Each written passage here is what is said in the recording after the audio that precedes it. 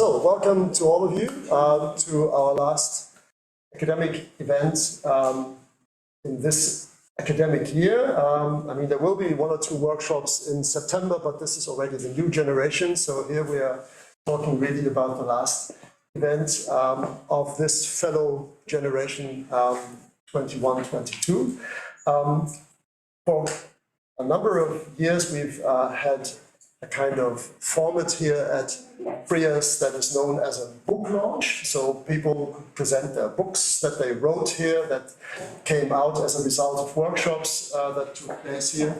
And as soon as Christoph told me that he was given a special award for an essay that he produced in a competition, I thought, well, why not also have something like an essay launch or whatever, so that we celebrate a little bit with Christoph that he was given this award, and that we also learn about his thoughts. Christoph, as you know, is a philosopher who has worked for quite a while on digitization, on artificial intelligence, especially also from a phenomenological perspective, and this makes Freiburg a good fit for this kind of work. And in this essay, I think the question was always related to orientation, okay? And I think the rest of the story he should tell you himself. And we have, as part of our book launch tradition, always a respondent or a discussant who also sort of takes up some of the ideas and then gives a reply to what the person that we are actually celebrating is presenting to us. And this discussant role will be taken on by Zimmerli. Okay, so it's these two that we'll be listening to, and I'm very much looking forward to it. Yeah, thank you very much, Bernd. So before we celebrate, actually, we have to do 2 things. We need to listen to Zimmerli is tearing down my essay. And I so you know already. I'm sure, but now we can speak. Exactly. So, and yes, I want to present a few points from there, but there's also discussion afterwards. So I'm happy to see you all on our last day. And I think there are also a number of people on the internet on Zoom, so that's neat. People can join from all over the world. Now, the essay was on orientation, and that is a topic that surprises maybe when it comes to digitalization. Why orientation? What does it even have to do? Well, my idea of digitalization is that it fundamentally changes our, not only our world, but also our minds. That is about to do so even more radical. So when I say the digital technology changes our world and our minds, people usually think that I'm talking about something like robots or artificial intelligence, which may become itself intelligent and push humans to the side, or takes over the world. And there is, of course, a lot happening in the world already. There's a lot of digital change already happening. Actually, one thing I want to argue for is that the digitalization is much older than most of us think. But what I mean is not that the intelligence becomes artificial intelligence, or what we call artificial intelligence becomes intelligent in itself, but that it changes us, that it interacts with our minds.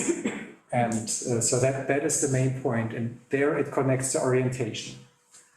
So the title of the essay is, or where the question from the prize competition is, how does the digitalization of our world change our orientation?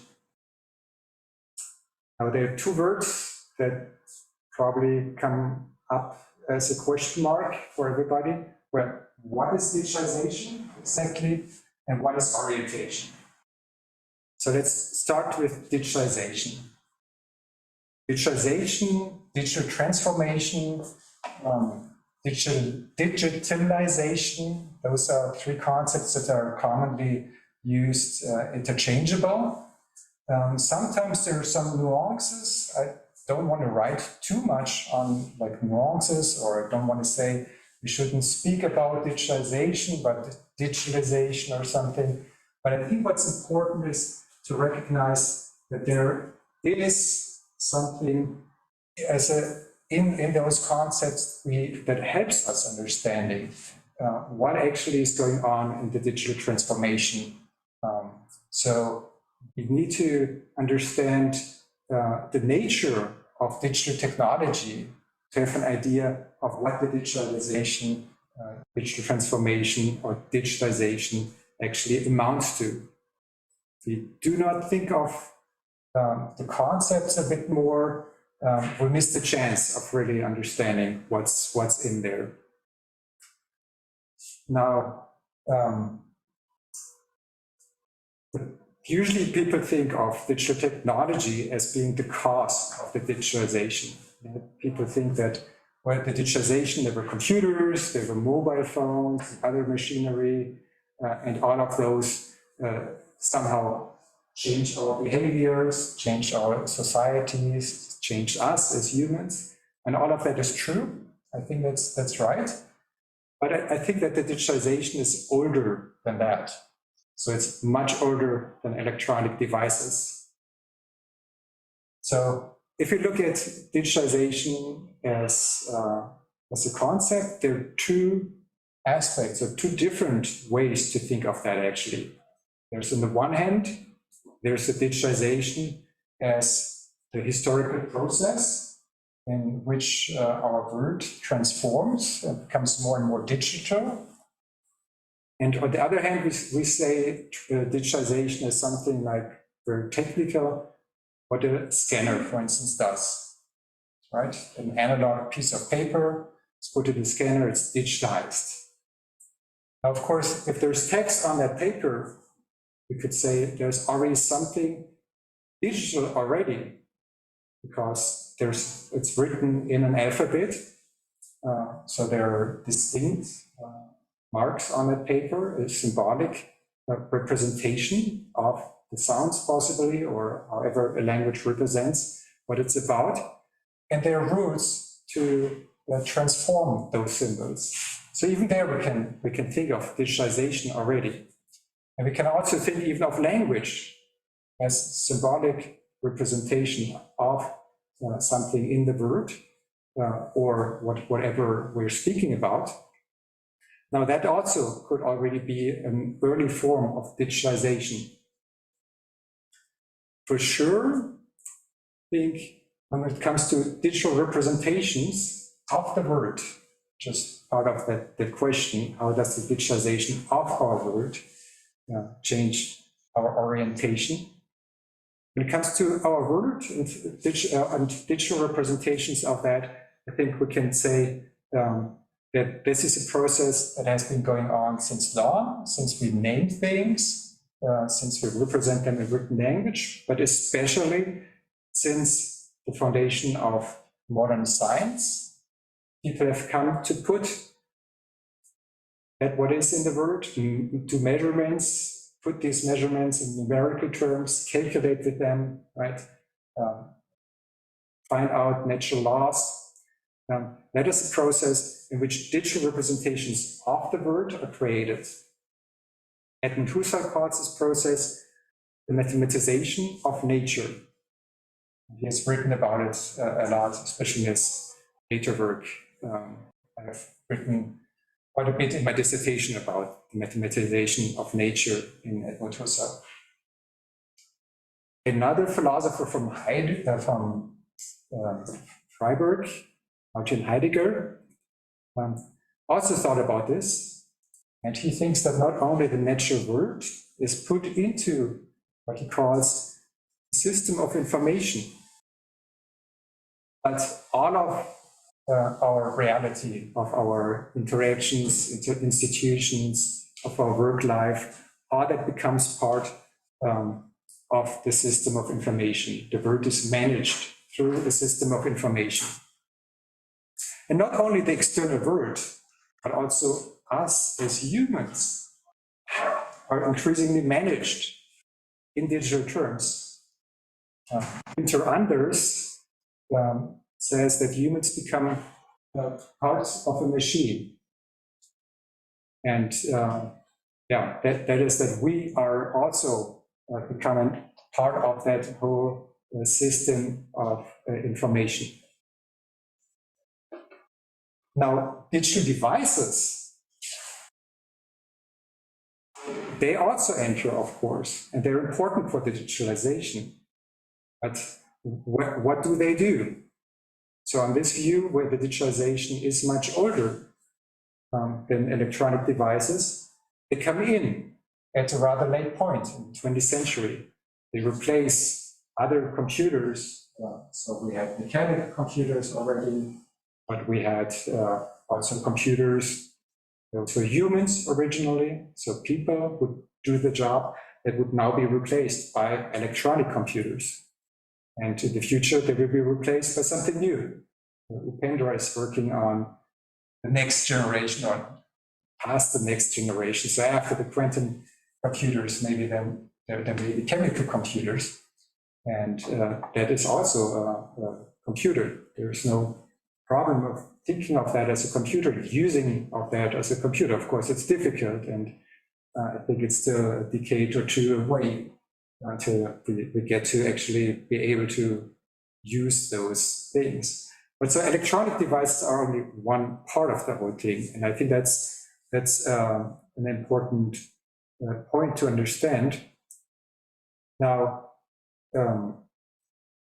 they do something new because they allow us to do processing in enormous speeds that wasn't possible before, at least not economical. And in that sense, they transform our world. They also, of course, they have important consequences with regard to orientation. Now, what is orientation? There are several ways of thinking about orientation and possible orientations. Very simply put, orientation is finding our way in a new situation. So we enter a new situation or something changes, we need to orient in that situation. So very much in an everyday sense, there's everyday orientation. Now, if we think about the points I already made with regard to the digital transformation of our world, if we think of ourselves, for instance, as machines, then that may disturb our everyday orientation, right? Because our everyday orientation is with humans, with persons I communicate with, not with machines. And that contradicts that. But also contradicts or alter our metaphysical orientation. So if you think of the word as consisting of digital representations, there is hardly space for, or it's very difficult to think of consciousness or all those secondary qualities that are supposed to be somehow in our minds or somehow related to our minds. The whole mind-body problem comes up if we think of the word as merely numerical in digital terms. The essay I wrote was for the Hodges Foundation of Philosophical Orientation, and they work on that concept of orientation in numerous contexts. I think it's very important for the digitalization, of understanding digitalization. For one thing, there's a lot of orientation technology. So we can think of already a compass as an orientation technology. Analog compass would be a device that always points towards the magnetic north. And that helps us orienting ourselves in the world. Actually, the word orientation comes from orient, so putting a map towards the east and with the help of a compass. Of course, GPS systems are also orientation technology. And with the digitalization, increasingly, we need to find our way in information. And there, of course, we use, again, digital orientation technology, so search engines. That's also important. Now, orientation technology changes a lot, of course, and it has influence on orientation, obviously. And there's also secondary influences. But I think the most important, the most fundamental change digital technology brings to orientation is not by with per se orientation technology. There could be different technologies too. It's also not just a consequence of the use of these devices, but it comes through the targeted and intelligent modification of orientation. So we, as humans, are increasingly becoming targeted in our thinking, in our experiencing, our feeling by algorithms. So for instance, the search engine, it does not like a compass always point toward one direction, right? But it adjusts its results, right? According to the algorithm it has, and according to the data it has about what it's been fed, but also what data it has about ourselves. There's a profile usually, and the data is adjusted to the profile.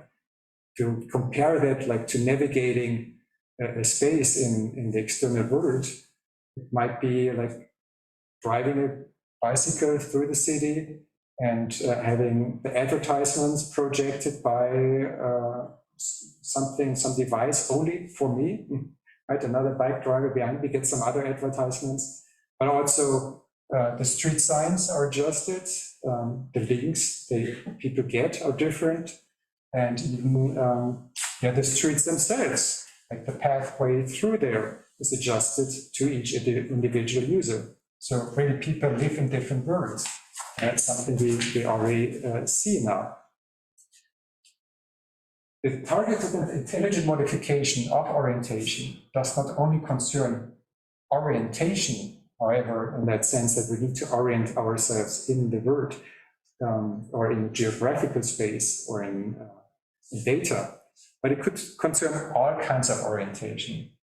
So possibly judicial orientation, economical orientation, religious orientation, political orientation.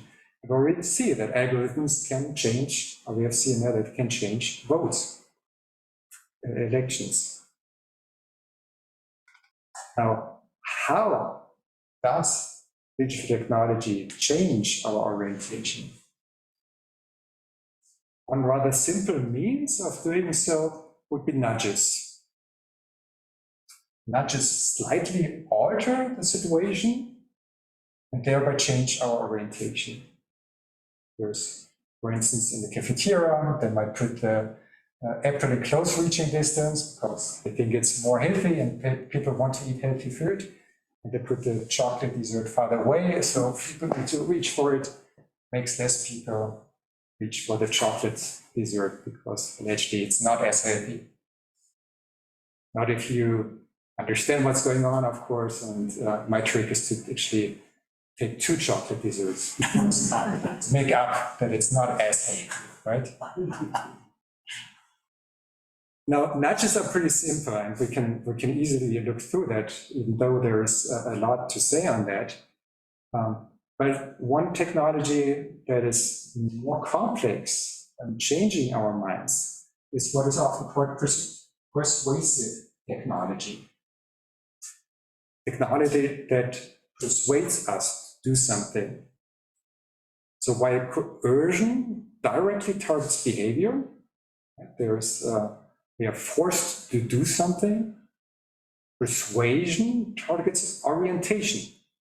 It tries to change what we think and what we understand, and thereby then changes behavior. That's of course the ultimate goal. But digital technology increasingly changes or tries to change our orientation, our thinking, and that could be by persuading, but there are many ways it could do so. It could alter our orientation, it could augment our minds somehow, it could try to convince us, to guide us, to incite us to do something. influence us, to manipulate us. There are plenty of different ways in which technology can influence us. Some may be good, right? Be very helpful to be guided through, but some may also be problematic. So we want to avoid manipulation. To do that, digital technology needs, of course, lots of data to find the right algorithms of how to influence people, but also to target individuals. And this, of course, is what we already know from profiling. There's a lot of data gathering. Actually, the gathering is so intimate, so pervasive, that we may as well speak of surveillance. Of course, there's a lot of discussion about surveillance. We can talk about that too. With regard to orientation, surveillance, of course, enhances, escalates the orientations of those who order the surveillance. That's why they order it. But might also disturb the orientation of those who are surveilled, or even may only think they may be surveilled, right? That will change your behavior on the internet and on occasions where that is the case. Now, the most comprehensive means to change orientation is by not only modifying a given situation slightly or more, but to create all possible situations, right, in which we can navigate, orient ourselves. That is what I think virtual reality is about, at least from an economical perspective. To a lesser degree, augmented reality or extended reality, and also the metaverse is about that. That corporations realize that that is the next big thing to actually make money. All the biggest corporations of the world invest heavily in the metaverse. Facebook even changed its name to Metaverse. And I think it's important for us to also understand what is going on, to make sense of that process. And here philosophy plays an important role to understand this complex, and not just to look at some of the consequences that might have in the future.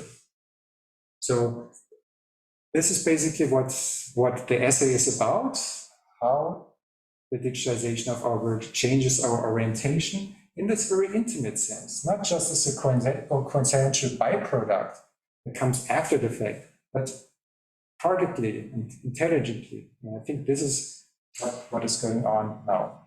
There's something radical new. But yeah, I don't want to speak too long, so we have time for discussion.